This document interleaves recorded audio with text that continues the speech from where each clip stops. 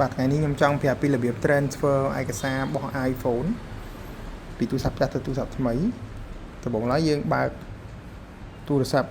ថ្មីយើងបើកមកហើយយើងរើសភាសាអង់គ្លេស Cambodia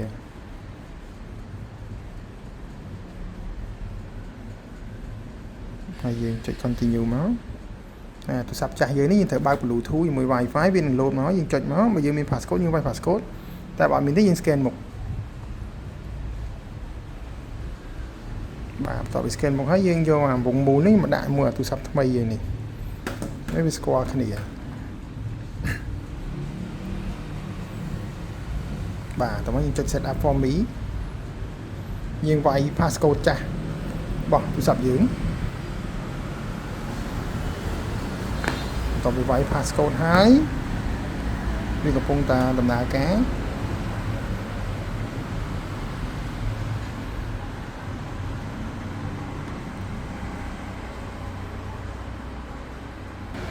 បន្ទាប់ពីយើងដល់នេះហើយយើងចុចយក set up later នៅ eSIM នេះយើង scan តាមក្រោយ continue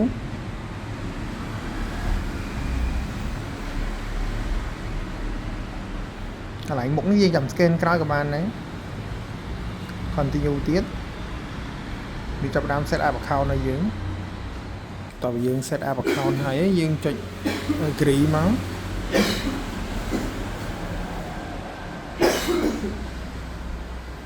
មកដល់កន្លែងនេះយើងត្រូវចុច continue turn on location service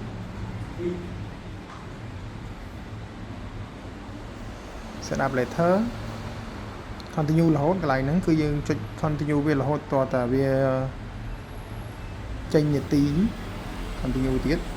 បាទដល់កន្លែងនេះគឺវាដើរដល់ពេលទុករហូតចាំដល់វាដើរចប់ទៅរួចរាល់ហើយ